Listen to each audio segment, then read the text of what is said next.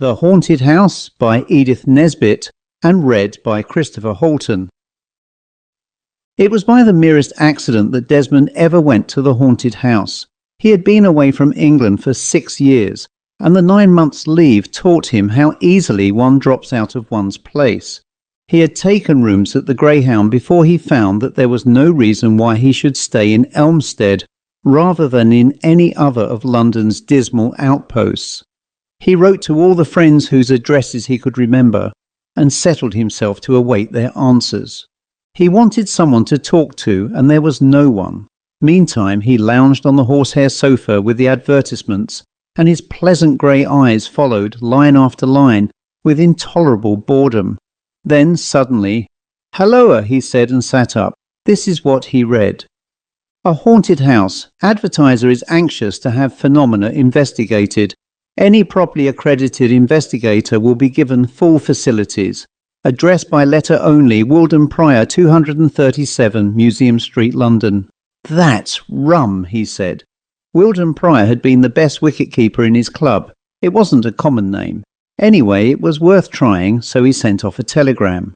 "Wildon Prior, 237, Museum Street, London. May I come to you for a day or two and see the ghost?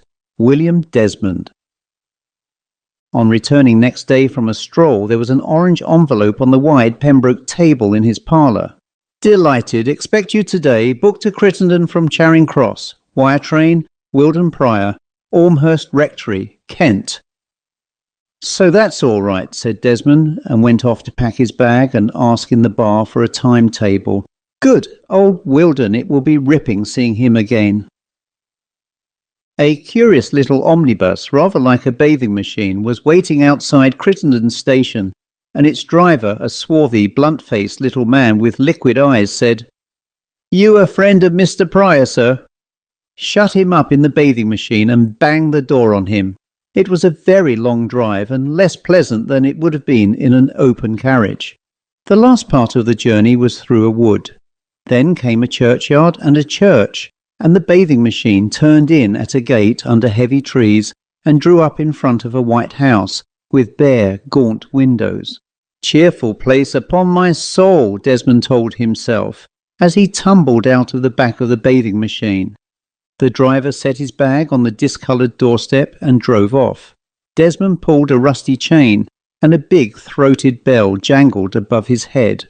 Nobody came to the door, and he rang again. Still nobody came, but he heard a window thrown open above the porch. He stepped back onto the gravel and looked up. A young man with rough hair and pale eyes was looking out. Not Wildon, nothing like Wildon.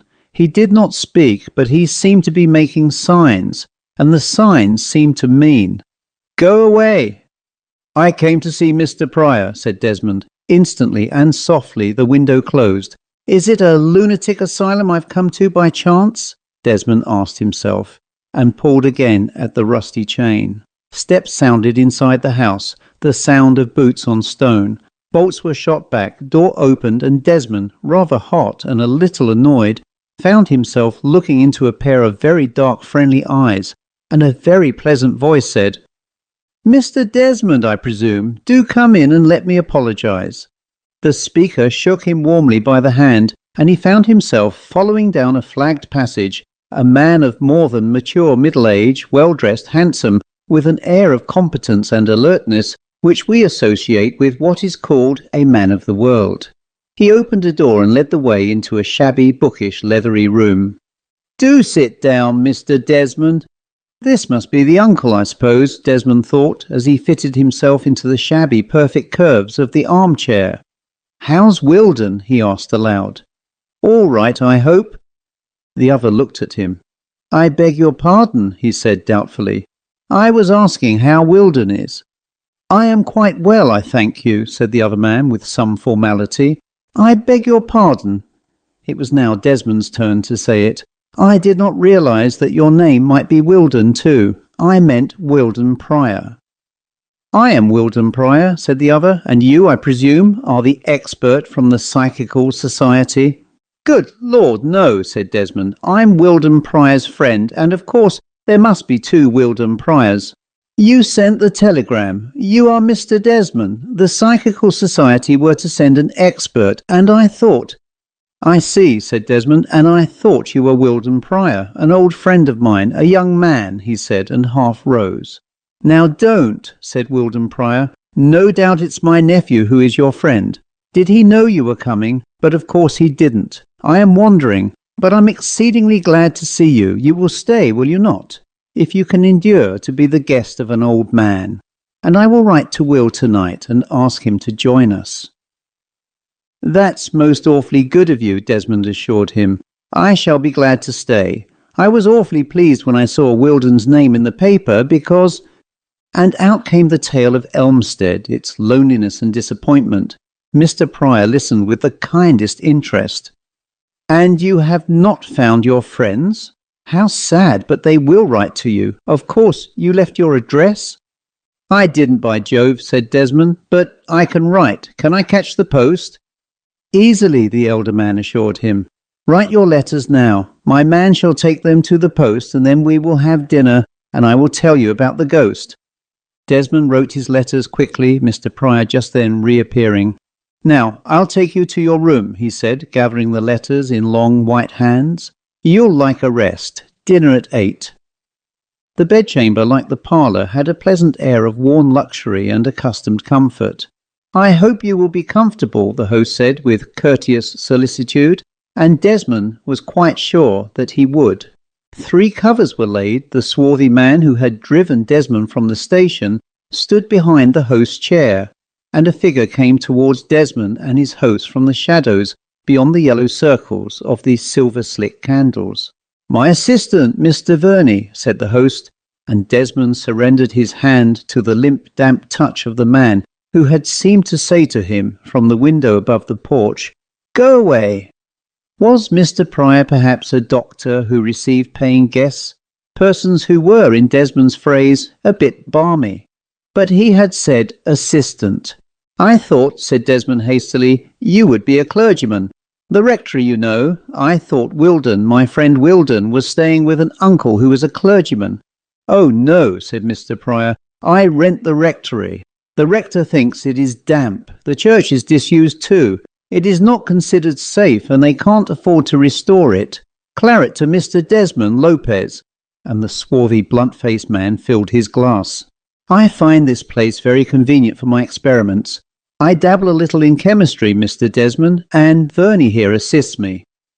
Verney murmured something that sounded like "only too proud," and subsided. "We all have our hobbies, and chemistry is mine," Mr. Prior went on. "Fortunately, I have a little income which enables me to indulge it. Wildon, my nephew, you know, laughs at me and calls it the science of smells, but it's absorbing, very absorbing." After dinner, Verney faded away, and Desmond and his host stretched their feet to what Mr. Prior called a handful of fire, for the evening had grown chill. "And now," Desmond said, "won't you tell me the ghost story?" The other glanced round the room. "There isn't really a ghost story at all. It's only that, well, it's never happened to me personally, but it happened to Verney, poor lad, and he's never been quite his own self since." Desmond flattered himself on his insight. "Is mine the haunted room?" he asked. "It doesn't come to any particular room," said the other slowly, "nor to any particular person. Anyone may happen to see it. No one sees it. It isn't the kind of ghost that's seen or heard." "I'm afraid I'm rather stupid, but I don't understand," said Desmond roundly. "How can it be a ghost if you neither hear it nor see it?" "I did not say it was a ghost," Mr. Prior corrected. "I only say that there is something about this house which is not ordinary. Several of my assistants have had to leave. The thing got on their nerves." "What became of the assistants?" asked Desmond. "Oh, they left, you know. They left," Prior answered vaguely. "One couldn't expect them to sacrifice their health. I sometimes think, village gossip is a deadly thing, Mr. Desmond, that perhaps they were prepared to be frightened, that they fancy things. I hope the Psychical Society's expert won't be a neurotic, but even without being a neurotic one might— But you don't believe in ghosts, Mr. Desmond. Your Anglo-Saxon common sense forbids it." "I'm afraid I'm not exactly Anglo-Saxon," said Desmond. On my father's side I'm pure Celt, though I know I don't do credit to the race." "And on your mother's side?" Mr. Prior asked with extraordinary eagerness, an eagerness so sudden and disproportioned to the question that Desmond stared. A faint touch of resentment as suddenly stirred in him, the first spark of antagonism to his host. "Oh," he said lightly, "I think I must have Chinese blood. I get on so well with the natives in Shanghai, and they tell me I owe my nose to a Red Indian great-grandmother." "No Negro blood, I suppose?" the host asked with almost discourteous insistence. "Oh, I wouldn't say that," Desmond answered. He meant to say it laughing, but he didn't. "My hair, you know, it's a very stiff curl it's got, and my mother's people were in the West Indies a few generations ago. You're interested in distinctions of race, I take it?" Not at all," Mr. Prior surprisingly assured him. "But of course, any details of your family are necessarily interesting to me. I feel," he added with another of his winning smiles, "that you and I are already friends." Desmond could not have reasonably defended the faint quality of dislike that had begun to tinge his first pleasant sense of being welcomed and wished for as a guest. "You're very kind," he said. "It's jolly of you to take in a stranger like this." Mr. Prior smiled, handed the cigar box, mixed whiskey and soda, and began to talk about the history of the house. "The foundations are almost certainly 13th century. It was a priory, you know. There's a curious tale, by the way, about the man Henry gave it to when he smashed up the monasteries. There was a curse. There seems always to have been a curse." The gentle, pleasant, high-bred voice went on. Desmond thought he was listening, but presently he roused himself and dragged his attention back to the words that were being spoken. "That made the 5th death. There is one every 100 years, and always in the same mysterious way." Then he found himself on his feet, incredibly sleepy, and heard himself say, "These old stories are tremendously interesting. Thank you very much. I hope you won't think me very uncivil, but I think I'd rather like to turn in. I feel a bit tired somehow." "But of course, my dear chap." Mr. Prior saw Desmond to his room. "Got everything you want? Right. Lock the door if you should feel nervous. Of course, a lock can't keep ghosts out, but I always feel as if it could." And with another of those pleasant, friendly laughs, he was gone. William Desmond went to bed a strong young man, sleepy indeed beyond his experience of sleepiness, but well and comfortable. He awoke faint and trembling, lying deep in the billows of the feather bed, and lukewarm waves of exhaustion swept through him. Where was he? What had happened? His brain, dizzy and weak at first, refused him any answer. When he remembered, the abrupt spasm of repulsion before came back to him in a hot, breathless flush. He had been drugged. He had been poisoned. "I must get out of this," he told himself, and blundered out of bed towards the silken bell pull that he had noticed the night before hanging near the door. As he pulled it, the bed and the wardrobe and the room rose up round him and fell on him, and he fainted. When he next knew anything, someone was putting brandy to his lips. He saw Prior, the kindest concern in his face, the assistant, pale and watery-eyed, the swarthy manservant, stolid, silent, and expressionless. He heard Verney say to Prior, "You see, it was too much. I told you." "Hush," said Prior. "He's coming to." 4 days later, Desmond, lying on a wicker chair on the lawn, was a little disinclined for exertion, but no longer ill. Nourishing foods and drinks, beef tea, stimulants, and constant care, these had brought him back to something like his normal state. He wondered at the vague suspicions, vaguely remembered, of that first night. They had all been proved absurd by the unwavering care and kindness of everyone in the haunted house. "But what caused it?" he asked his host for the 50th time. "What made me make such a fool of myself?" And this time Mr. Prior did not put him off, as he had always done before, by begging him to wait till he was stronger. "I'm afraid, you know," he said, "that the ghost really did come to you. I am inclined to revise my opinion of the ghost." "But why didn't it come again?" "I have been with you every night, you know," his host reminded him, and indeed the sufferer had never been left alone since the ringing of his bell on that terrible first morning. "And now," Mr. Prior went on, If you will not think me inhospitable, I think you will be better away from here. You ought to go to the seaside." "There haven't been any letters for me, I suppose," Desmond said, a little wistfully. "Not one. I suppose you gave the right address? Ormhurst Rectory, Crittenden, Kent?" "I don't think I put Crittenden," said Desmond. "I copied the address from your telegram." He pulled the pink paper from his pocket. "Ah, that would account," said the other. "You've been most awfully kind all through," said Desmond abruptly. "Nonsense, my boy," said the elder man benevolently. "I only wish Willie had been able to come. He's never written, the rascal, nothing but the telegram to say he could not come and was writing." "I suppose he's having a jolly time somewhere," said Desmond enviously. "But look here, do tell me about the ghost if there's anything to tell. I'm almost quite well now, and I should like to know what it was that made a fool of me like that." "Well," Mr. Prior looked round him at the golden red of dahlias and sunflowers, gay in the September sunshine. "Here and now, I don't know that it could do any harm.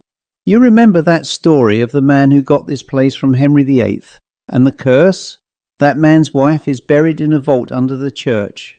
Well, there were legends, and I confess I was curious to see her tomb. There are iron gates to the vaults, locked they were. I opened them with an old key, and I couldn't get them to shut again." "Yes," Desmond said. "You think I might have sent for a locksmith, but the fact is there is a small crypt to the church, and I have used that crypt as a supplementary laboratory. If I had called anyone in to see to the lock, they would have gossiped. I should have been turned out of my laboratory, perhaps out of my house." "I see." "Now, the curious thing is," Mr. Prior went on, lowering his voice, "that it is only since that grating was opened that this house has been what they call haunted. It is since then that all these things have happened." "What things?" "People staying here, suddenly ill, just as you were. And the attacks always seem to indicate loss of blood. And—" he hesitated a moment. "That wound in your throat. I told you you had hurt yourself falling when you rang the bell." "But that was not true. What is true is that you had on your throat just the same little white wound that all the others have had. I wish," he frowned, "that I could get that vault gate shut again. The key won't turn." "I wonder if I could do anything?" Desmond asked, secretly convinced that he had hurt his throat in falling, and that his host's story was, as he put it, all moonshine. Still, to put a lock right was but a slight return for all the care and kindness. "I'm an engineer, you know," he added awkwardly, and rose. "Probably a little oil. Let's have a look at this same lock." He followed Mr. Prior through the house to the church. A bright, smooth old key turned readily, and they passed into the building, musty and damp, where ivy crawled through the broken windows, and the blue skies seemed to be laid close against the holes in the roof. Another key clicked in the lock of a low door beside what had once been the Lady Chapel. A thick oak door grated back, and Mr. Prior stopped a moment to light a candle that waited in its rough iron candlestick on a ledge of the stonework. Then down narrow stairs, chipped a little at the edges and soft with dust. The crypt was Norman, very simply beautiful. At the end of it was a recess, masked with a grating of rusty ironwork. "They used to think," said Mr. Prior, "that iron kept off witchcraft. This is the lock," he went on, holding the candle against the gate, which was ajar. "They went through the gate because the lock was on the other side." Desmond worked a minute or two with the oil and feather that he had brought. Then, with a little wrench, the key turned and returned. "I think that's all right," he said, looking up, kneeling on one knee, with the key still in the lock and his hand on it. "May I try it?" Mr. Prior took Desmond's place, turned the key, pulled it out, and stood up. Then the key and the candlestick fell rattling on the stone floor, and the old man sprang upon Desmond. "Now I've got you," he growled in the darkness. And Desmond says that his spring and his clutch and his voice were like the spring and the clutch and the growl of a strong savage beast. Desmond's little strength snapped like a twig at his first bracing of it to resistance. The old man held him as a vice holds. He had got a rope from somewhere. He was tying Desmond's arms. Desmond hates to know that there in the dark he screamed like a caught hare. Then he remembered that he was a man and shouted, "Help! Here, help!" But a hand was on his mouth, and now a handkerchief was being knotted at the back of his head. He was on the floor leaning against something. Prior's hands had left him.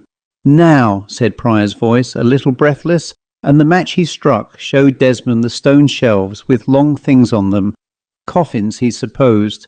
"Now, I'm sorry I had to do it, but science before friendship, my dear Desmond," he went on, quite courteous and friendly. "I will explain to you, and you will see that a man of honour could not act otherwise. Of course, you having no friends who know where you are is most convenient. I saw that from the first. Now I'll explain. I didn't expect you to understand by instinct, but no matter. I am, I say it without vanity, the greatest discoverer since Newton. I know how to modify men's natures. I can make men what I choose. It's all done by a transfusion of blood.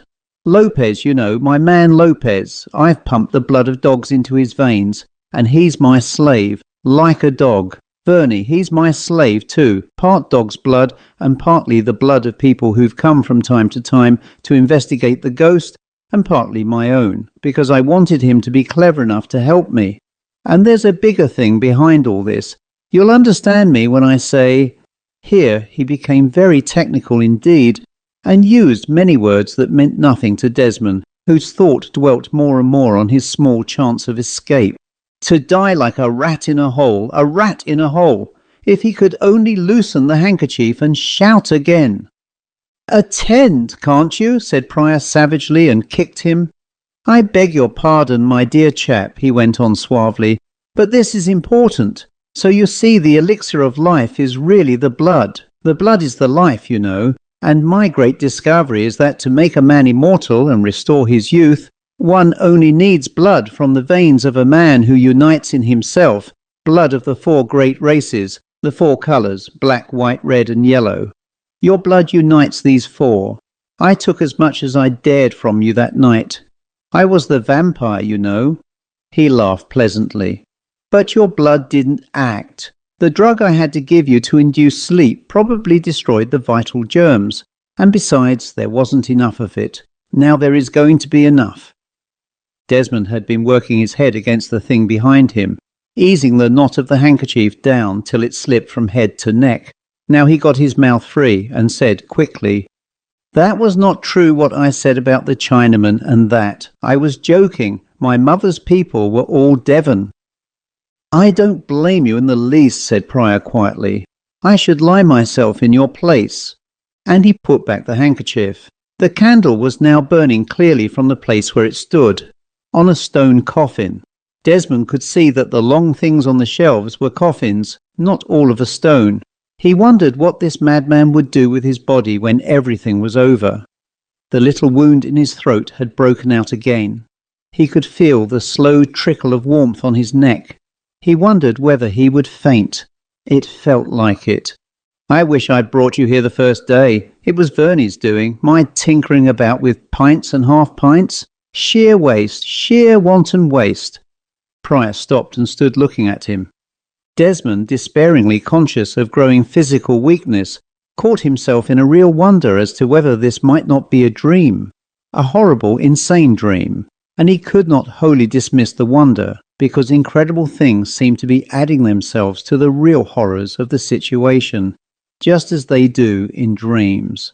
There seemed to be something stirring in the place, something that wasn't Prior. No, nor Prior's shadow either. That was black and sprawled big across the arched roof. This was white and very small and thin. But it stirred, it grew. Now it was no longer just a line of white, but a long, narrow white wedge, and it showed between the coffin on the shelf opposite him and that coffin's lid. And still Prior stood very still, looking down on his prey. All emotion but a dull wonder was now dead in Desmond's weakened senses. In dreams, if one called out, one awoke, but he could not call out. Perhaps if one moved. But before he could bring his enfeebled will to the decision of movement, something else moved. The black lid of the coffin opposite rose slowly, and then suddenly fell, clattering and echoing, and from the coffin rose a form, humbly white and shrouded, and fell on Prior, and rolled with him on the floor of the vault in a silent, whirling struggle. The last thing Desmond heard before he fainted in good earnest was the scream Prior uttered as he turned at the crash and saw the white-shrouded body leaping towards him. "It's all right," he heard next, and Verney was bending over him with brandy.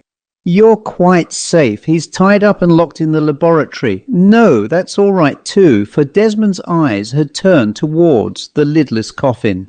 "That was only me. It was the only way I could think of to save you. Can you walk now? Let me help you, so I've opened the grating." Desmond blinked in the sunlight he had never thought to see again. Here he was, back in his wicker chair. He looked at the sundial on the house. The whole thing had taken less than 50 minutes. "Tell me," said he, and Verney told him in short sentences with pauses between. "I tried to warn you," he said.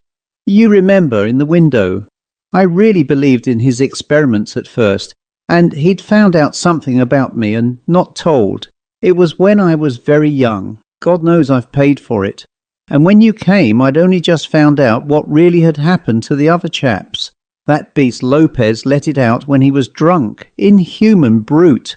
And I had a row with Prior that first night, and he promised me he wouldn't touch you. And then he did. You might have told me. You were in a nice state to be told anything, weren't you? He promised me he'd send you off as soon as you were well enough, and he had been good to me. But when I heard him begin about the grating and the key, I knew. So I just got a sheet and... But why didn't you come out before?